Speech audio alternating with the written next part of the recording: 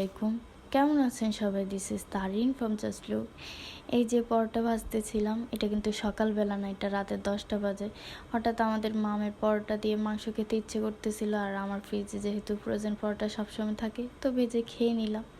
তারপর চলে আসলাম ঠিক পরের দিন বিকেলবেলা, যেহেতু কালকে রাত্রে পরোটা খেয়েছিলাম, রামের বাবা খুব অল্প পরিমাণ ভাত খেয়েছিল, আমাদের ভাত তরকারি সবগুলোই ছিল, সেজন্য আমি সকালে আর কিছুই রান্না করি নাই, ওইটা দিয়ে চালিয়ে নিয়েছি দুপুর পর্যন্ত।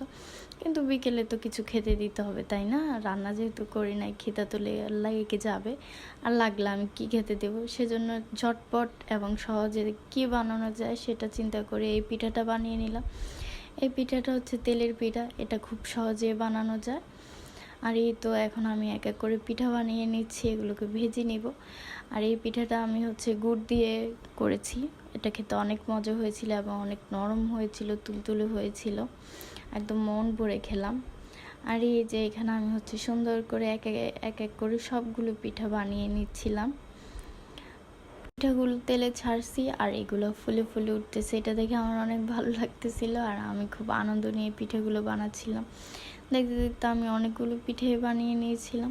এগুলো কিন্তু বানানো খুবই সহজ, সবাই এটা বানাতে পারে আমি জানি, এটা আলাদা করে দেখার কিছু নাই। আর যেহেতু আমি গুড় দিয়েছিলাম, এগুলোর কালার অনেকটাই অন্যরকম এসেছিল। আর এই তো এই ওয়েদারটা দেখতেছিলাম আর বসে খেতেছিলাম, একদম পেট ভরে গেল। আর তারপরে চলে আসলাম আমি ঠিক পরের দিন সকালে।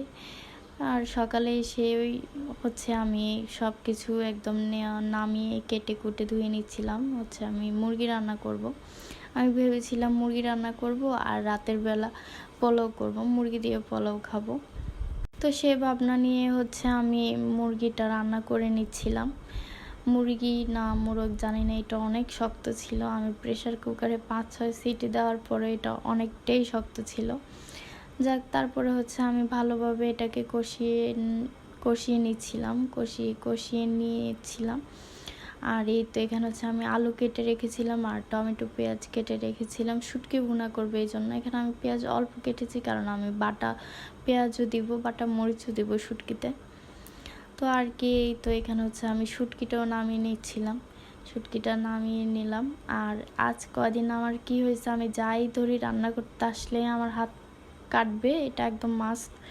তো এইখানে আমি বেশি শুটকি নিই না, যেহেতু আমি খুব একটা শুটকি পছন্দ করি না, এটা শুধু রামির বাবাই খাবে, তো ওই পরিমাণে অল্প করেই নিলাম। আর এই তো এখন হচ্ছে আমি শুটকি ভুনাটাও বসিয়ে দিচ্ছি।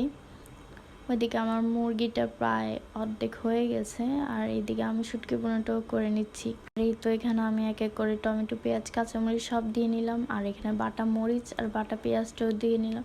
এখন এগুলোকে ভালো করে একদম কষিয়ে নেব তেল ছাড়া পর্যন্ত। তেল ছেড়ে গেলে এখানে হচ্ছে আমি শুটকিটা দিয়ে নিলাম, এটা দিয়েও অনেকক্ষণ কষিয়ে নিব। এরপর হচ্ছে আমি পানিটা দিয়ে দিব। আর এই তো এখানে হচ্ছে আমি মুরগির সাথে আলুটাও মিশিয়ে নিচ্ছি। আলুটা দিয়ে আমি 3-4 সিটি দিয়ে নামিয়ে ফেলবো। এখন হচ্ছে আমি আলুটা দিয়েও আবার ভালোভাবে একটু নেড়ে চেড়ে নিচ্ছি।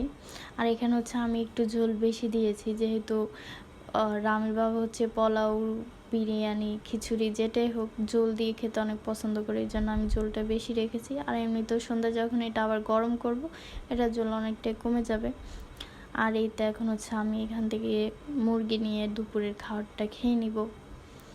আর খাওয়ার শেষ করে আমি ফোনে মেসেজ দেখেছি, রামির বাবা মেসেজ করে রেখেছে, মুরগি পোলাও করিও না, সবজি খিচুড়ি করো। তো আর কি করার, চলে গেলাম মামে বাজারে, আর গিয়ে হচ্ছে আমরা ফুচকা খেয়ে নিলাম আর বাজার করে বাসায় চলে আসলাম। আর বাসায় হচ্ছে কোনো রকমের সবজি ছিল না, আলুও ছিল না, সেজন্য অনেক রকমের সবজি নিয়ে আসলাম। এই তো এখানে হচ্ছে বেগুন, মিষ্টি কুমড়া, কাঁচামরিচ, ধনিয়া পাতা, আর এইতে এখানে হচ্ছে 2টা গাজর। আমি সবসময় সবজি কমে কিনি, আমার কম কিনতে ভালো লাগে কেন জানি না। আর এইতে এখানে 2টো পেয়ারা, এগুলো হচ্ছে আমি স্বপ্ন থেকে নিয়েছি, কোথাও আমি গাজর বা ফুলকপি পাচ্ছিলাম না, তো স্বপ্ন থেকে যাই এই 2টা আনলাম। আর এই ছোট্ট ফুলকপিটাই নিল 70 টাকা, কি আর বলবো, সবজিরও এখন অনেক দাম হয়ে গেছে। আর এতে এখন হচ্ছে আমি সব কিছুকে কেটে কুটে নিব। এখানে হচ্ছে আমি সব কিছু বাইর করতেছিলাম, বাইর করে যেটা জায়গায় রাখবো। আর এই তো এখানে হচ্ছে আমি সব রকমের সবজি থেকে একটু একটু করে কেটে নিলাম। আর আমার বাসায় সবজি খিচুড়িটা সবচাইতে বেশি হয়, কারণ এটা রামের বাবা অনেক পছন্দ করে। আর এতে এখানে হচ্ছে আমি পোলাও চালটা নিয়ে নিলাম। আমি খিচুড়ি বলেন, পায়েস বলেন, বিরিয়ানি বলেন, যেটাই বলেন সবসময় পোলাও চাল দিয়ে করি। অনেকে আতপ চাল দিয়ে করে, কিন্তু আমার কাছে মনে হয় যে পোলাও চাল দিয়ে করলেই বেশি মজা হয়। আচ্ছা, আমি ডাল 2 রকমের ডাল ভেজে নিচ্ছি। খিচুড়িতে ডাল ভেজে দিলে একটা আলাদা স্মেল আর স্বাদ, ওইটা অনেক ভালো লাগে আমার। সেজন্য আমি হচ্ছে এখানে ডালটাকে ভালোভাবে ভেজে নিচ্ছি। আর এই যে আমার বাসায় খিচুড়ি হবে আর মটরশুঁটি দেবো না, সেটা তো হয়ই না। মটরশুঁটি নামাতে মনে ছিল না, নামিয়ে ভিজিয়ে রেখেছিলাম। আর এখানে ডালটাকেও আমি ধুয়ে নিচ্ছিলাম। আর এই তো এখানে হচ্ছে আমি কাটাকুটি করে সব কিছু রেখে দিয়েছিলাম। আর আজকে আমি খিচুড়িটা করবো রাইস কুকারে। তো রাইস কুকারে আমি তেল গরম দিয়ে দিয়েছিলাম। তেলটা গরম হলে আমি সব রকমের সবজিগুলোকে দিয়ে অনেকক্ষণ ভেজে নিব, যাতে এটার গায়ে যে স্মেলটা থাকে আলাদা, ওইটা যাতে চলে যায়। আর এই তো এখানে হচ্ছে আমি ভেজে নিচ্ছিলাম ভালোভাবে। ভাজার পরে সব রকমের মশলা দিয়ে আমি হচ্ছে এটাকে সিদ্ধ হতে বসিয়ে দিলাম। এটা যখন হাফ সিদ্ধ হয়ে যাবে তখন হচ্ছে আমি ডালটাও দিয়ে দিয়েছি। এবার ডালটা দেওয়ার পরে ডালটাও যখন হাফ সিদ্ধ হয়ে যাবে তখন হচ্ছে আমি চালটা দিয়ে দিব। আর এই তো এখানে হচ্ছে চাল দিয়ে দিয়েছি। এইখানে এত বেশি ধোঁয়া উঠতেছিল যে ক্যামেরায় কিছু দেখা যাচ্ছিল না। আর এই তো চালটা দিয়ে হচ্ছে আমি ভালোভাবে নেড়ে চেড়ে পরিমাণ মতো পানি দিয়ে হচ্ছে ঢাকনা দিয়ে দিব। আর ঢাকনা দিয়ে হচ্ছে আমি চলে গেলাম সালাদ কাটতে। সালাদটাও কেটে নিলাম। আর এখানে হচ্ছে আমার খিচুড়িটাও রেডি। খিচুড়িটা অনেক মজা হয়েছিল। আর তো কেমন লাগলো ভিডিও অবশ্যই কমেন্ট বক্সে জানাবেন। আর ভিডিওটি ভালো লাগলে সাবস্ক্রাইব করতে ভুলবেন না। আল্লাহ হাফিজ।